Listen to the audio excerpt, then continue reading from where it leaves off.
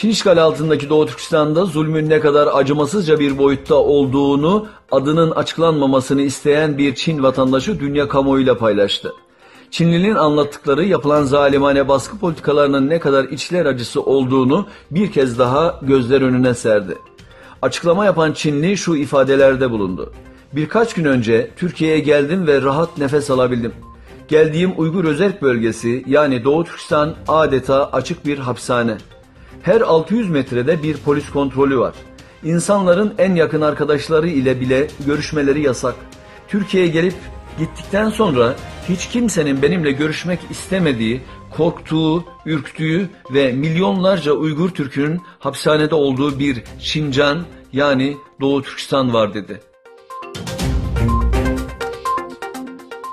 Dünya Futbolcular Derneği Çin'de toplama kampına gönderilen Uygur futbolcu Erfan Hezim'in durumunu ele aldı.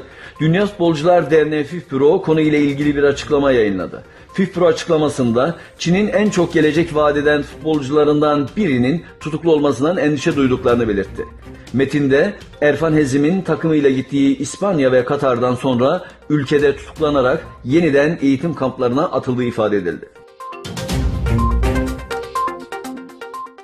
Kazakistanlı gençler New York'ta Çin konsolosluğu önünde Doğu Türkistan'daki Çin işgalini ve yapılan baskıları protesto etti.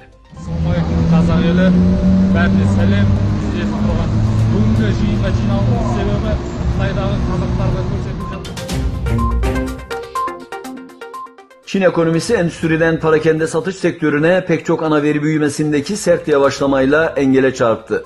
Sanayi üretimi Mayıs ayında %7 olan beklentilerin altında kalarak %6.8 oldu. Bu artış oranı 22 yılın en yavaş büyüme seviyesine işaret ediyor.